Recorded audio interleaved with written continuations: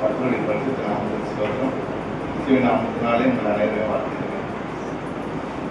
இயேசு கிறிஸ்து சிலுவை மரணத்தின் போது சிறந்த சீடத்துவத்தை வெளிப்படுத்தியவர்கள் ஆண் சீடர்களா பெண் சீடர்களா? இயேசப்பா சிலுவையில மறிக்கும் போது சிறந்த சீடர்களா தன்னை வெளிப்படுத்தியவர்கள் ஆண் சீடர்களா பெண் சீடர்களான்னு கேட்குறாங்க. ஃபர்ஸ்ட் சீடர்கள்னா என்ன உங்களுக்கு ஏதாவது தெரிஞ்சது சொல்லுங்க. குரு சிஷியன் தான். ஒரு குரு தான் உங்களுக்கு சிஷியர் தான். ஒரு குரு போதனைகளை கேட்டு அதன்படி நடக்கும், அதன்படி செயலாற்றம் செய்வது தான் சீடர்கள். இது சிம்பிளா சொல்லிடுறேன், ஏன்னா உங்களுக்கு டாபிக் வேற. இந்த சீடர்னா என்ன சொல்றேன்? லூக்கா 9:1-2 வாசிங்க. அவர் தம்முடைய 12 சீஷரையும் வரவழைத்து சகல பிசாசுகளை துரத்தவும் வியாதி உள்ளவர்களை குணமாக்கவும் அவர்களுக்கு வல்லமையும் அதிகாரமும் கொடுத்து தேவனுடைய ராஜ்யத்தை குறித்து பிரசங்கிக்கவும் பிணியாளிகளை சொஸ்தமாக்கவும் அவர்களை அனுப்பினார். இதுதான் அந்த குருவின் கட்டளை. இயேசப்பாவும் ஒரு குருவா தான், அந்த மத குரு, அவர் ஒரு கடவுள். இது வந்து குருவின் கட்டளை. அவர் கட்டளைக்கு ஏற்றபடி இயேசுவின் சீடர்களாக செஞ்சு வந்தாங்க. பிணியாளிகள் குணப்படுத்துறது, பேய்களை ஓடுறது, பல அற்புதங்கள் செய்யறது. இது வந்து சீடர்களை பற்றிய சின்ன நோட்டு குறிப்பு தாங்க. இப்போது நம்ம கொடுக்கப்பட்ட தலைப்பை பார்ப்போம். இயேசு சிலுவை மரணத்தின் போது சிறந்த சீடத்துவத்தை வெளிப்படுத்துவர்கள் ஆண் சீடர்களா அல்லது பெண் சீடர்களா? இதுதான் நமக்கு கொடுக்கப்பட்ட தலைப்பு. இயேசுவின் ஆண் சீடர்கள் 12 பேர் எல்லாருக்குமே தெரியும். ஆனா பெண் சீடர்கள் பற்றி இதெல்லாம் தெரியுமா? தெரிஞ்சா சொல்லுங்க. நானும் இது தெரிஞ்சுக்கிறேன். நானும் ஒருத்தர் ரெஃபர் பண்ணிக்கிறேன். பெண் சீடர்கள் பற்றி இருக்காங்க சில பேர். இந்த 12 பேர் இல்லாம இப்போ பைபிள் வாசனை இருக்கு. இந்த 12 பேர் இல்லாம அநேக சீடர்கள் இயேசுக்கு இருந்தாங்க. லூக்கா 10:1. இவைகளுக்கு பின்பு கர்த்தர் வேறு 70 பேரை நியமித்து தாம் போகும் சகல பட்டணங்களுக்கும் இடங்களுக்கும் அவர்களை தமக்கு முன்னே இரண்டு பேராக அனுப்பினார். இவருக்கு பின்னாடி இயேசு கிறிஸ்து 70 பேர் ரெண்டு பேரா ஒரு பட்டணம் அனுப்பி அனுப்புறாரு. அப்போ இவங்க 12 பேர் இல்லாம அதுக்கு பிறகு இயேசு கிறிஸ்து இறந்த பிறகு யூதாஸ் காரியத்து இல்லாம 2 பேர் சேர்றாங்க, 14 பேர். அது இல்லாம 70 பேர் இப்ப சேர்ந்து அவருடைய சாட்சியை சொல்றாங்க. லூக்கா 10:17. இவங்க போயிட்டு சுவிசேஷத்தை பிரசங்கிட்டு இயேசப்பா கிட்ட வந்து சொல்றாங்க, இது மாதிரி சொல்றாங்க. என்னன்னா அது வாசிங்க. பின்பு அந்த 70 பேரும் சந்தோஷத்துடன் திரும்பி வந்து, ஆண்டவரே, உம்முடைய நாமத்தினாலே பிசாசுகளும் எங்களுக்கு கீழ்ப்படுகிறது என்றார்கள். ஆமா, அவங்க வந்து சொல்றாங்க, நான் யாருமே உங்களுக்கு இதுவா இல்லை, ஆனா வந்து நீங்க கொடுத்த இதனால வந்து உமது நாமத்தினால நாங்கள் பிசாசுகளே எங்களுக்கு கீழ்ப்படுகிறது. அவங்களே தெரியாது. ஒரு இடம் ஜெபம் பண்றாங்க. ஜெபம் பண்ணும்போது என்னன்னா பிசாசு ஓடுது. அவங்களை பத்தி அப்ப அவங்களுக்கு ஆச்சரியமாக சொல்றாங்க. இதுல இருந்து எனக்கு தெரியுதுன்னா கிறிஸ்துவ ஃபாலோ பண்ற சீசர்கள் அவருக்குரிய மகிமையை அவருக்குரிய செயலை பெற்றுக்கிறாங்க. இயேசுவின் 12 சீடர்கள் மார்க் 3:15-19.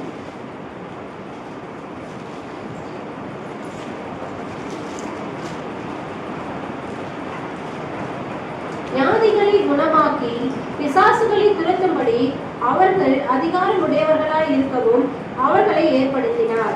அவர்கள் யாரெனில், சீமோன், இவனுக்கு பேதுரு என்கின்ற பெயரிட்டார், செபதேயுவின் குமாரனாகி யாக்கோபு, யாக்கோபின் சகோதரனாகி யோவான், இவ்விருவருக்கும் இடி முழங்க மக்கள் என்று அர்த்தம் கொள்ளும்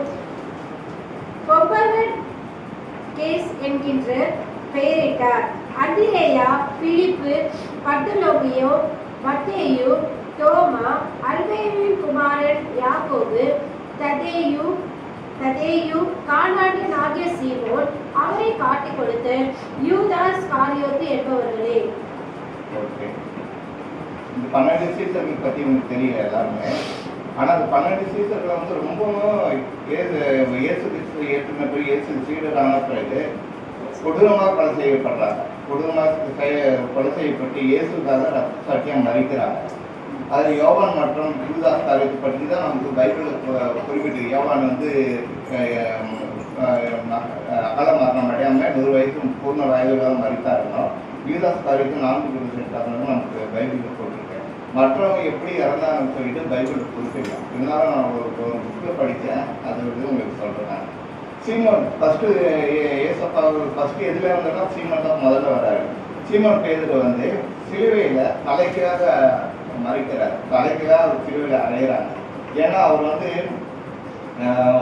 ஒரு குற்றம் இயேசப்பா மாதிரி குற்றம் கண்டுபிடிக்கிறாங்க.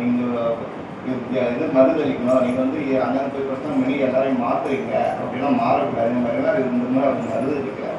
ஏற்கனவே செஞ்சதுக்கு அவர் வந்து பாவ விமர்சனம் கிடைக்காம இருந்தார்.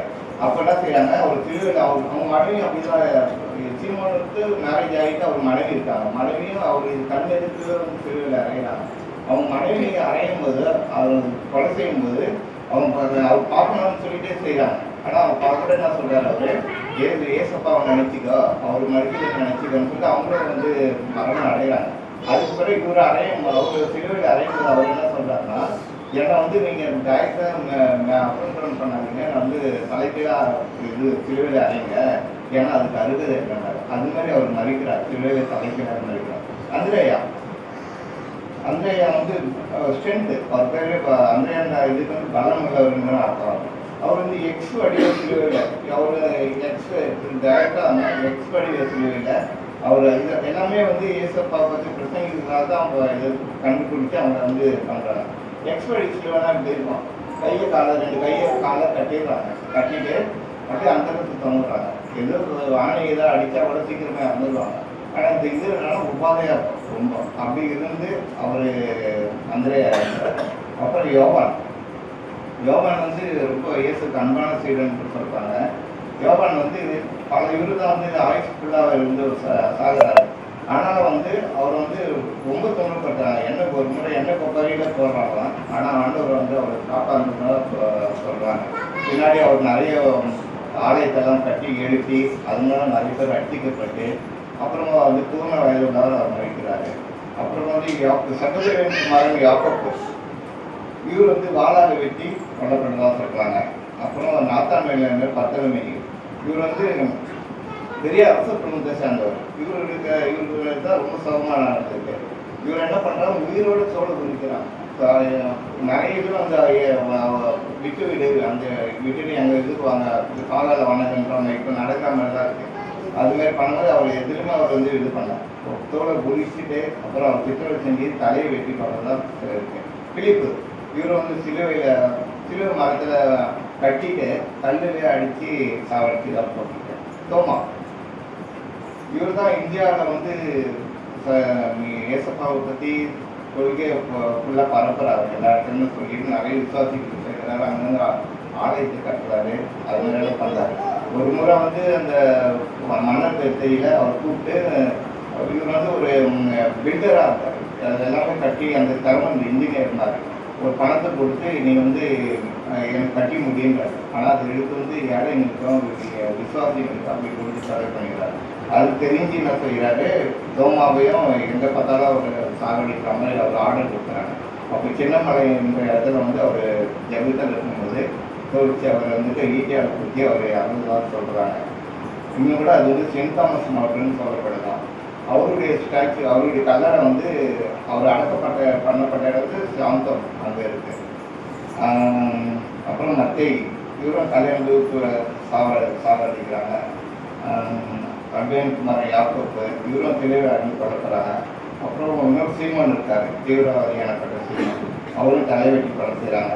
அப்புறம் யூதா, இவரை கல்லால் அடித்தோம் தடியால் அடித்தோம் அது சாகடிக்கிறாங்க. இவர் யூதான்றதுனால இவர் பேர் வந்து மறைக்கப்பட்டிருக்கு. யூதாஸ் கரைக்கு போகிறதுனால யூதாஸ் கரைக்கு எப்படியே இருந்தால் நமக்கே தெரியும். நாட்டுக்கு வந்து செத்து போகிறாரு. இது வந்து 12 பேருடைய சீசன் இது.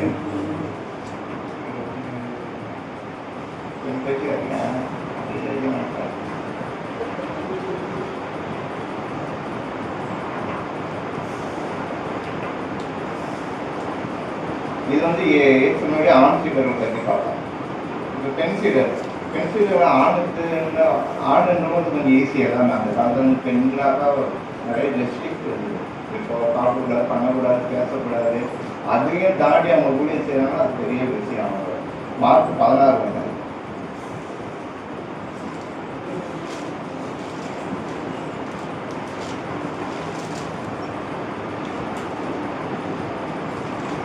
ஓய்வு நாளான பின்பு அகதலேனா மரியாளும் யாக்கோபின் தாயாகிய மரியாளும் சலோமே என்பவளும் அவருக்கு சுகந்த வர்க்கம் விடுபடி அவைகளை வாங்கிக் கொண்டு வாரத்தின் முதல் நாள் அதிகாலையிலே சூரியன் உதயமாகிற போது கல்லறையில் நடந்து வந்து அங்க 3 பேருக்கு தான் சொல்றாங்க. மகதலேனா மரியாளு, யாக்கோபின் தாயார் மரியாளு, சலோமே என்றவன். சலோமே வந்து யாக்கோபு யோவானுடைய தாயார்னு பைபிள் சொல்றது. இந்த மகதலேனா மரியாளுக்கு மரியாளுன்றது இப்போ நமக்கு எப்படி டேவிட், பீட்டர்னு நிறைய பேர் ஒரே இருந்தால் அப்போ வந்து மரியாள் நிறைய பேர் இருந்தாங்க அந்த கலிலேயா யூதேஸ்ல. அப்போ வந்து மரியாதை வந்து அவங்க ஊர் மகதலேனா இருக்குது. அதோட சேர்த்து அவங்க சொல்றாங்க. இவங்களை வந்து நான் நிறைய ரெஃபரன்ஸ் பார்க்கும்போது நிறைய வேற மாதிரிலாம் இருந்தது. ஆனால் அது மாதிரியெல்லாம் இவங்க இருந்திருக்க மாட்டாங்க. இவங்க தான் வந்து இயேசப்பா பாதத்தை வந்து கழுவுனாங்க. தலைமையில தொடச்சி பாதத்தை தைலத்தம் இது பண்ணாங்க. இவங்க தான் வந்து அவர் புருஷன் இயேசு கல்லெறிஞ்சி வரும்போது தான் பாவம் செய்கிறாங்கன்னு சொல்கிறாங்க. ஆனால் இவங்களுடைய செயல் பார்த்தா அப்படியெல்லாம் இருந்திருக்க மாட்டாங்க அப்படின்னு தோணுது. இந்த 3 சதவீதம் இது வார்த்தை 15-40. சில ஸ்திரீகளும் தூரத்தில் இருந்து பார்த்து கொண்டிருந்தார்கள். அவர் கலிலேயாவில் இருந்தபோது அவருக்கு பின் சென்று ஊழியம் செய்து வந்த அகதலேனா மரியாளும் சின்ன யாக்கோபுக்கும் யோசேப்புக்கும் தாயாகிய மரியாளும் சலோமே என்பவளும் அவருடனே கூட எருசலேமுக்கு வந்திருந்த வேறு அநேக ஸ்திரீகளும் அவர்களோட இருந்தார்கள்.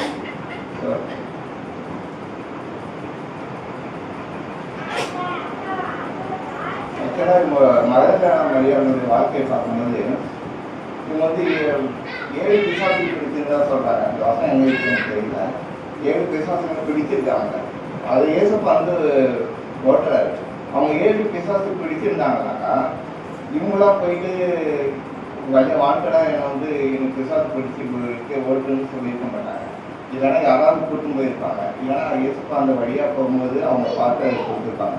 அப்போ வந்து அவ்வளோ பிசாசு பிடிச்சிருக்கும் போது அவங்களுக்கு வந்து பாடல் நிறைந்த வாழ்க்கையாக இருந்துருக்காங்க. அப்புறம் இவங்க அந்த பாடல் நிறைந்த வாழ்க்கையில் ஏசப்பா பிசாசு ஒருத்தர் இப்போ நம்ம ஒருத்தர் யாராவது பிசாசு பிடிச்சிருந்தாலுமே அவங்க நமக்கு தெரியும் எப்படி இருப்பாங்கன்னு சொல்லிட்டு அவங்க வந்து அவங்களால இண்டிவிஜுவலாக எதுவும் செஞ்சிக்க முடியாது.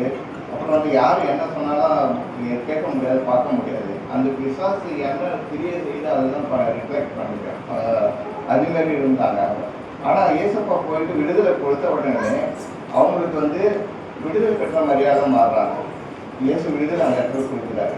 அப்புறம் வந்து அவங்க நன்றி உள்ள மரியாதை விடுதலை பெற்றவுடன் 12 சீசர்கள் எங்கேருந்து போகிறாங்க அவங்க கூடவே போகிறாங்க. அந்த காலத்தில் வந்து ஜென்ஸ் கூட தான் லேடிஸ்லாம் போக முடியாது. அப்படி இருந்தால் தான்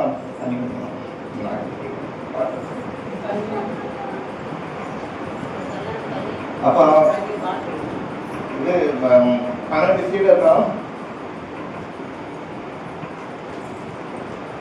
12 சீடர்களை இந்த மெடிசன் எடுப்பேன். நான் கையில்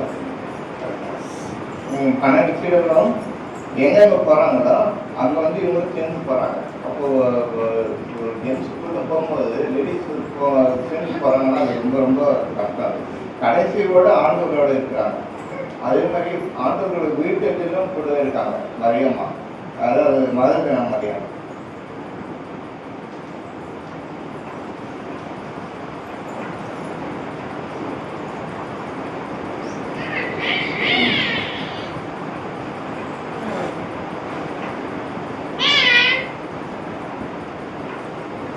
Luka 8:1-3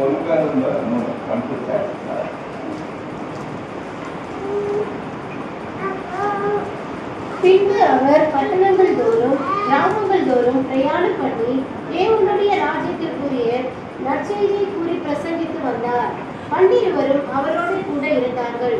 அவர் பொல்லாத ஆவிகளையும் வியாதிகளையும் நீக்கி குணமாக்கி சில ஸ்திரீகளும் 7 பிசாசுகள் நீங்கின மகதலேனா எனப்பட்ட மரியாளும் ஏரோதின் காரியக்காரனான கூசாவின் மனைவியாகிய யோவன்னாலும் சூசன்னாலும் தங்கள் ஆஸ்திகளால் அவருக்கு ஊழியம் செய்து கொண்டு வந்த மற்ற அநேக ஸ்திரீகளும் அவருடனே இருந்தார்கள்.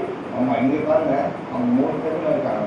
இவங்க எப்படின்னா ஏற்கனவே கொஞ்சம் பொருளாதாரத்துல நல்லா ஸ்ட்ரென்த்தா நல்லா பணக்காரா இருந்திருப்பாங்க. பொருளாதார ரீதியா வந்து ஏசப்பாவுக்கு நிறைய உதவி செஞ்சுதான் அவங்க சொல்றாங்க. அந்த பணம் கொடுத்து உதவி இருக்காங்க. கடைசி வரைக்கும் இயேசு கூட இருந்துட்டாங்க. இயேசு சிலுவையில் அறையப்படுறாரு. சீடர்கள் இயேசுவுடனே அவர் யாருமே இல்லை. ஏசப்பா வந்து சிலுவையில் அரைஞ்ச உடனே எல்லாமே எஸ்கேப் ஓடிடுறாங்க. ஓடும்போது என்னன்னா நம்மளே பிடிச்சி நம்ம எதாவது கேட்பாங்களா, நம்மளே அரெஸ்ட் பண்ணிப்பாங்களா அப்படின்னு சொல்லிட்டு. ஆனால் இந்த மகதலேனா மரியாதை கூட கொஞ்சம் பேர் அவங்க ஏசப்பா கூடவே தான் போகிறாங்க. பேதுரு கூட ஒரு ஸ்டேஜில் வந்து எல்லாரும் சொல்கிறாரு, நான் வந்து உங்கள் கூட இருப்பேன், உங்களை பார்த்துப்பேன், நான் வந்து உங்கள்கிட்ட ஜீவனே கொடுப்பேன்னு. ஆனால் ஏசப்பா நான் சொல்கிறாரு, நீ மறுதளிப்ப அப்படின்னா அது உங்களுக்கு எல்லாமே தெரியும். அதேமாதிரி அவரும் மறுதளிக்கிறாரு. ஆனால் வந்து பேதுரும் வந்து கூட தான் போகிறார் கொஞ்சம் தூரம் வரைக்கும். ஆனால் ஒரு ஸ்டேஜ் வரைக்கும் தான் போகிறார். அப்புறம் அங்கேருந்து விளைக்கிறாரு. ஆனால் இவங்க வந்து அந்த சிலுவை பாதையில கூட போகிறாங்க. சிலுவையில் அறையும் போதுமே அங்கே இப்போ என்ன நடக்குதுன்னு பார்க்குறாங்க. இவங்க மரியம்மா கூட அவங்க ஃப்ரெண்ட்ஸுங்க எல்லாமே இருந்து பார்க்குறாங்க. பார்த்துட்டு ஏசப்பா இறந்த பிறகும் அவங்க கூட தான் போகிறாங்க. அந்த கல்லறை வரைக்கும் போகிறாங்க. போயிட்டு என்ன நடக்குது, என்ன பண்ணுறாங்க, எங்கே வைக்கிறாங்க அப்படின்னு சொல்லிட்டு. இது அவங்க வந்து ஏசப்பா இதுன்னு நினைக்கிறது அவங்க அந்த அளவுக்கு அவர் மேலே அன்பாகவும் விசுவாசமாகவும் இருந்திருக்காங்க. அவர் செஞ்சு அந்த ஒரு செயல் அவங்க பிசாசத்தை நோக்கி சீடராக்கினது அவ்வளோ அவங்க மனதில் எப்போயும் இருந்திருக்கு. யோவான் 19:25.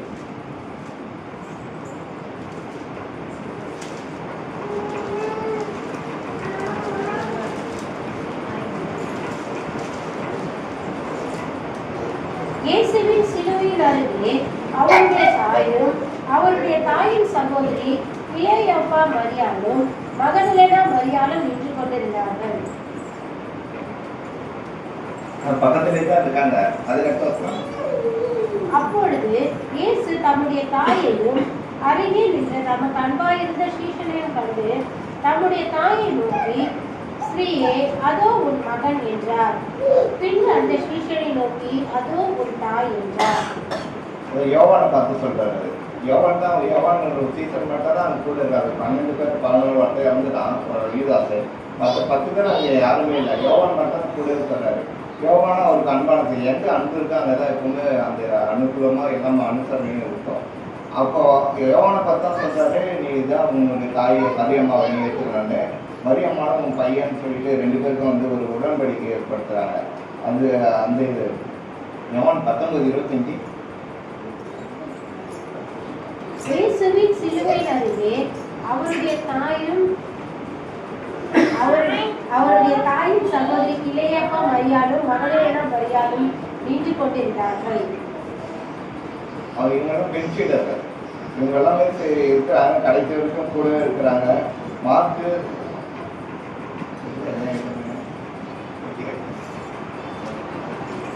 சிலுவைக்கு அறையும் போதும் மகதலேனா மரியாள் என்ன பண்ணாங்க, பக்கத்திலே இருக்கிறாங்க.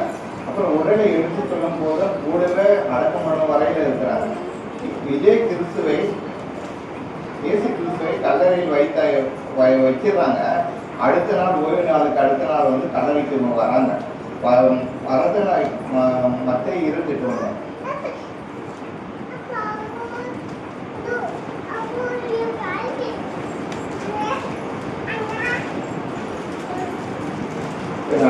மத்தேயு 28. ஓய்வு நாள் முடிந்து வாரத்தின் முதலாம் நாள் விடிந்து வருகையில் மகதலேனா மரியாளும் மற்ற மரியாளும் கல்லறையை பார்க்க வந்தார்கள். மத்தேயு 28 கல்லறையை பார்க்க வராங்க. மார்ச் 16:2 அதிகாலை சூரியன் உதயமாகும் போதே புறப்படுறாங்க. அப்புறம் லூக்கா 24:1 அதிகாலையிலே புறப்பட்டார்கள் என இருக்குது. அப்போ அதிகாலையிலே வந்து அவங்க அந்த இடத்துல வந்துட்டாங்கன்னா இப்போ நைட் எத்தனை மணிக்கு அவங்க வந்து அங்கேருந்து எழுந்திருப்பாங்க.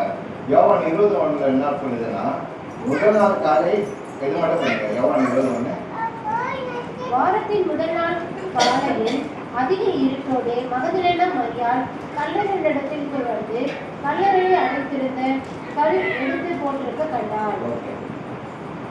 இதுல என்ன சொன்னா, வாரத்தின் முதலாம் காலையில அதிக இருட்டோடு, அதிக இருட்டுன்னா என்ன, மிட்நைட். அவங்க அங்கிருந்து அவங்க வீட்டுல இருந்து இவங்க கல்லறைக்கு வர்றதுக்கு வந்து 2 மைல் தூரம் பண்ணுறாங்க. கிட்டத்தட்ட வந்து 2 hours நடந்து வரணும். அப்போ அவங்க 2 மணிக்கு நடந்து, அதுவும் அப்போ இருக்க அந்த சூழ்நிலையில அப்போல்லாம் வந்து ஆண்கள் ரொம்ப மூர்க்கத்தனமானது தான். என்ன விட லேடிஸ் வந்து ஒரு ரொம்ப மட்டமான நிலையில இருப்பாங்க. அவங்க அந்த இருட்டையும் வந்து அவங்க இருட்டோட வந்து இருட்டிலேயே காலையில் வந்துடுறாங்க. காலையில் வந்து அவங்க அப்போட என்ன ஆச்சுன்னு பார்க்கறதுக்கு தான் வராங்க. அவரு தைலம் தான் எடுத்துகிட்டு வராங்க. தைலம் அந்த காலத்துல வந்து யூதர் வழக்கம் படி தைலம் தடவுவாங்க. தைலம் தடவி அதை வந்து பதப்படுத்துவாங்க.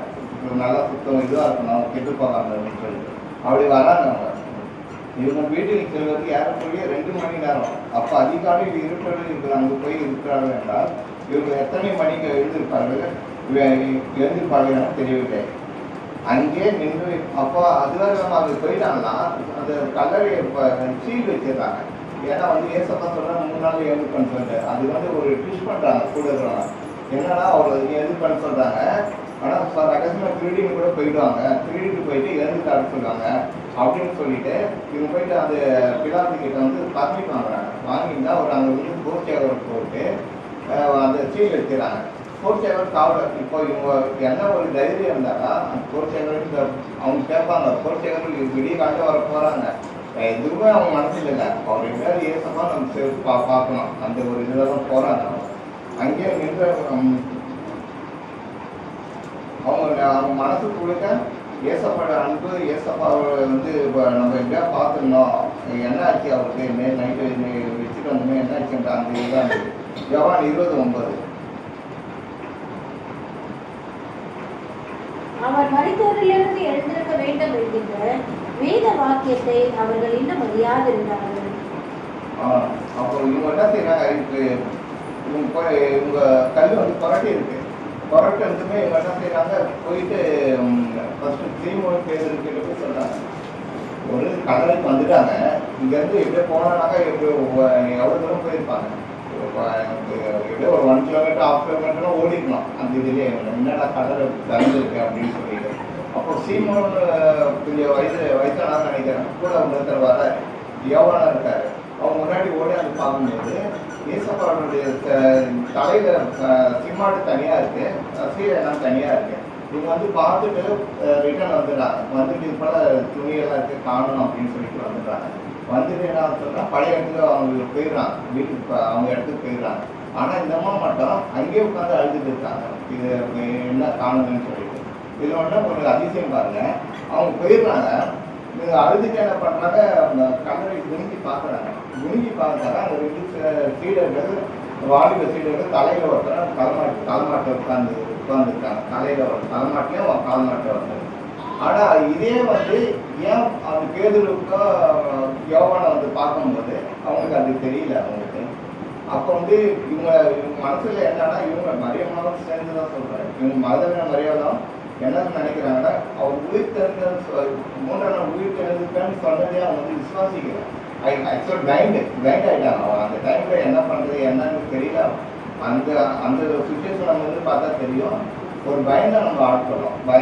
அப்போ வந்து உள்ள பார்க்குறாங்க. அப்போ அந்த தூதர் கேட்குறாங்க, ஸ்ரீயே நீங்கள் யாரும் கேட்குறான்னு கேட்குறா. நான் வந்து காணுமே கிறிஸ்து காணும் அவருக்கு கேட்குறேன் அப்படின்னு அவர் உயிரை வந்துட்டாங்க அப்படின்னு சொல்கிறாங்க.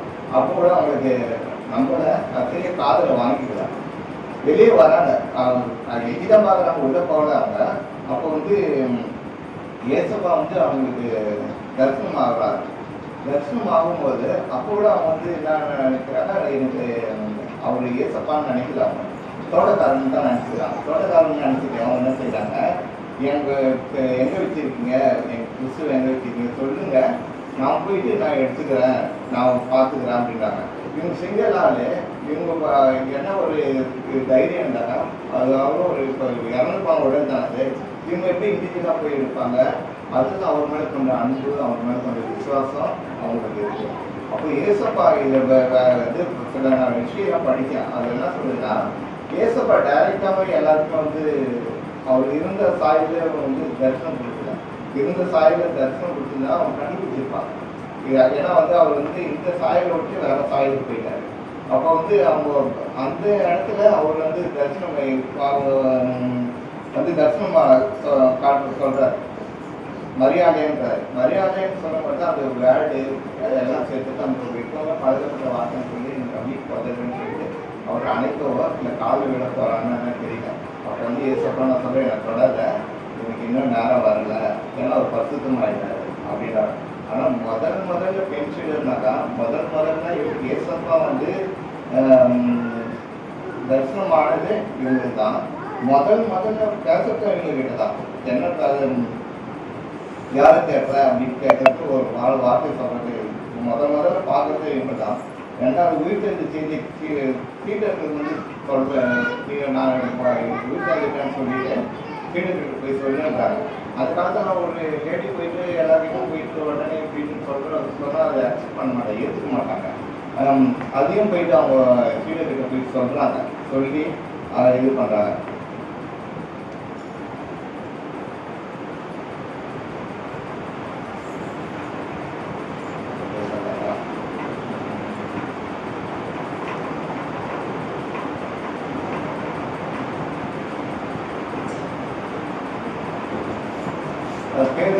பேதுரு யோவான இருக்கும்போது தூதர்கள் இல்லை, ஆனால் இவங்க பார்த்த பிறகு தூதர் இருக்காங்க.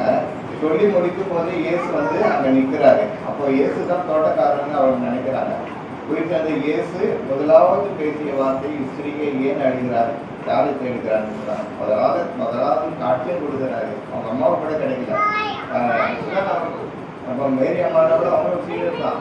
இதை நம்ம ஆட்சி சொன்னால் பெரிய ஆர்குமெண்ட் வரும். அவங்க வந்து தேர்ந்தெடுத்து காணாமல் தராங்க அதிசயங்களை செய்ய வைக்கிறாங்க.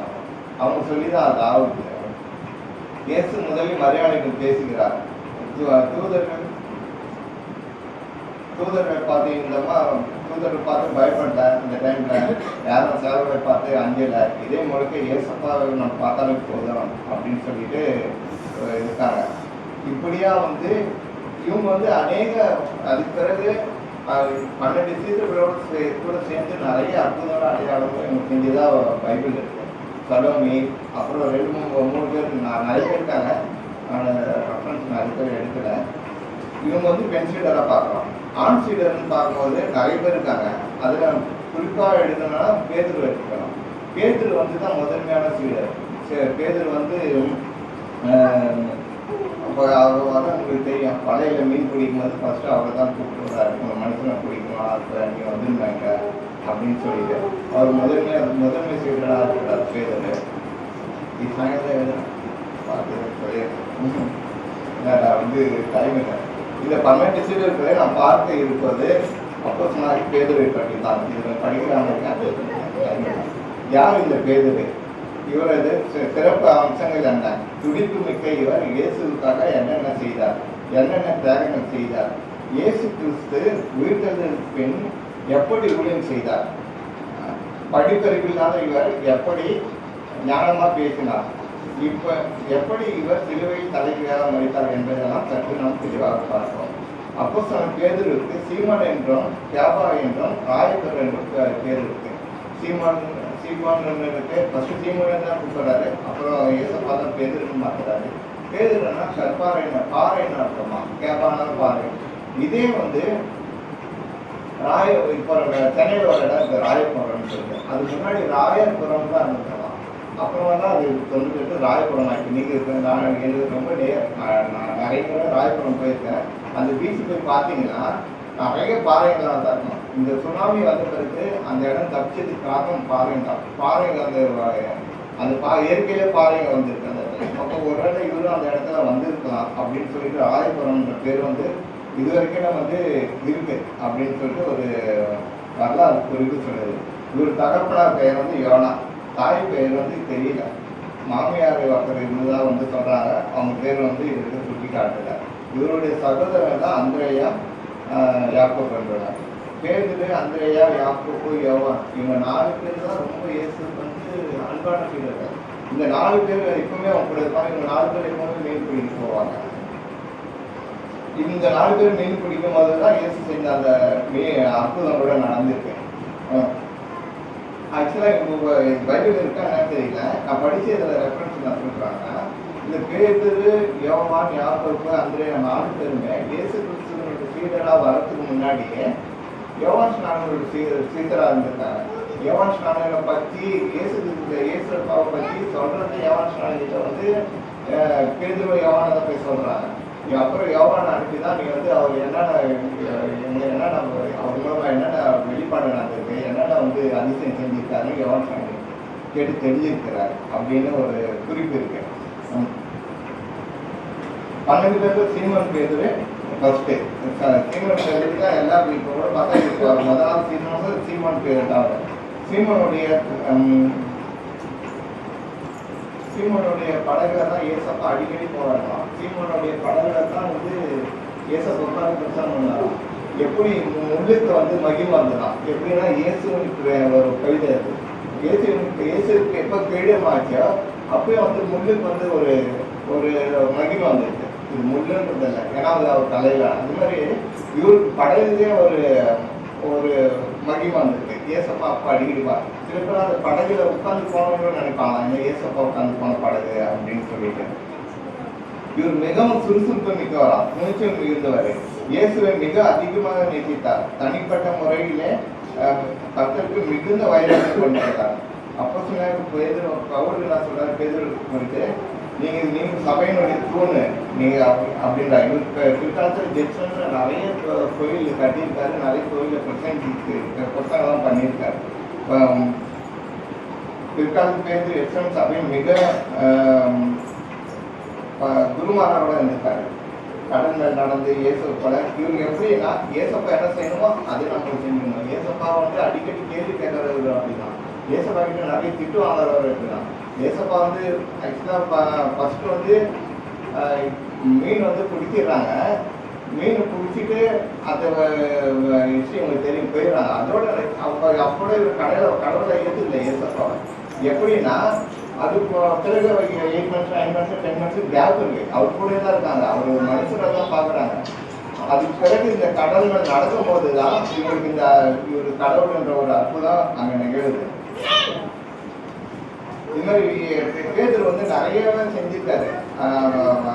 அவர் மனம் திரும்பின பிறகு அவருடைய நிறைய பேர் குணப்படுத்திருக்காரு. அவர் நிழல்பட்டு நிறைய பேர் குணமாயிருக்காங்க. அப்புறம் முடவனை வந்து குணப்படுத்திருக்காரு அப்படின்லாம் இருக்குது. சரி, நான் இதோட முடிச்சுருக்கேன். தெரியல, நிறைய எழுதிட்டேன்.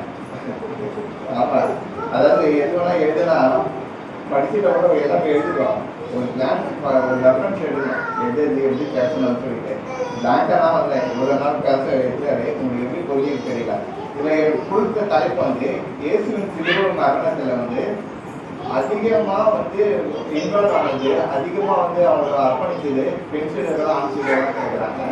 நான் சொன்னது ஒரு சில பேர் தான், நிறைய எவ்வளோ நிறையலாம் போயிட்டு யூதாஸ் பற்றி நிறைய எடுத்தாங்க. யூதாஸ் பார்த்தா யூதாஸ் தான் வந்து அந்த பொருளாதாரம் இருந்திருக்காரு. யூதாஸ் தான் ஞானத்தில் சிறந்து இருக்காரு. யூதாஸ் அதிகமாக படிச்சிருக்காரு. அப்போ ஏசப்பாக்கு வர பணத்தை எல்லாம் வந்து யூதாஸ் கிட்ட தான் ஒப்படைக்கிறாரு. ஆனால் அந்த ஒரு திருடனாக இருந்திருக்காரு. அந்த இவரு அந்த அம்மாவோட பாகத்தில் தர்ம தகத்தை ஊத்தம் முதல்ல யூதாஸ் தான் சொல்றாரு, இவ்வளோ காசு வேஸ்ட் பண்ணுறேன், இது 300 காசு விற்றுருக்கலாமே அப்படின்னு சொல்லிட்டு. இவன் அந்த காலத்தில் எதுக்கு வந்து ஏசப்பா வந்து முத்தமிட்டு காட்டி கொடுத்தாங்க சொல்லுங்க. எப்படி சொல்லலாம், அடைச்சிருக்கலாம், இவருதான் சொல்லலாம், ஏன் முத்தமிட்டு காட்டி கொடுத்தாங்க? ஏறக்குறைய கலிலேயர் எல்லாமே சைனீஸ் ஜப்பானீஸ் எல்லாமே ஒரே மாதிரி தான் இருக்கும். சில பேர் கண்டுபிடிக்கிறாங்க யாருன்னு சொல்லிட்டு. அது வந்து யோவானு, அப்புறம் வந்து அந்திரேயா ஏறக்குறைய அவரை மாதிரி இருந்திருக்காங்க. அப்புறம் கொஞ்சம் சீடர்கள் அஞ்சரே ஒரே ட்ரெஸ் காஸ்டியூம்ஸ் எல்லாம் ஒரே மாதிரி தான் இருக்கும். இப்போதான் நிறைய மாறி இருக்கு. அப்போ வந்து யாரும் நிறைய கண்டுபிடிக்க முடியாமல் இவங்க அரெஸ்ட் பண்ணிட்டா அதுக்கு இதாகிடும். அதுக்காகவே காத்திருந்து அவரை மொத்தம் விட்டு காட்டி கொடுத்தாங்கன்னு சொல்லிட்டு யூஎஸ் காரிட்டு குறித்து போட்டுருக்கு. அவ்வளோ பணம் இருந்தால் கடைசியில் அவர் வந்து அதை செயல்படுத்தணுங்க. இப்போ நம்ம வந்து ஆண் சீடராக பெண் சீடராக பார்க்கும்போது எனக்கு தெரிஞ்சு ஆண் சீடர் வந்து ஈஸியாக சுருக்கத்து பண்ணலாம், பிரச்சனை எல்லாம் பண்ணிடலாம். அந்த காலத்துலையும் சரி, இப்போ கொஞ்சம் நம்ம ஃப்ரீடம் கிடைச்சிருக்கு. ஆனால் இப்போ கூட நிறைய இடத்துல கிறிஸ்தவங்களை துன்புறுத்துறாங்க. அந்த லேடிஸ்க்கு வந்து ரொம்ப அப்படி இருக்காது. அப்போ இவ்வளோ பாடுகள் மத்தியிலும் இவ்வளோ கஷ்டத்தின் மத்தியிலும் ஆண்டவருடைய கூடவே இருந்து தொடக்கம் முதல்ல கடைசி அவர் வெளிப்பட்டு அவர் சாட்சியாக இருந்து அவர் முடிவு வரை இருந்தது வந்து பெண் சீடுகள்.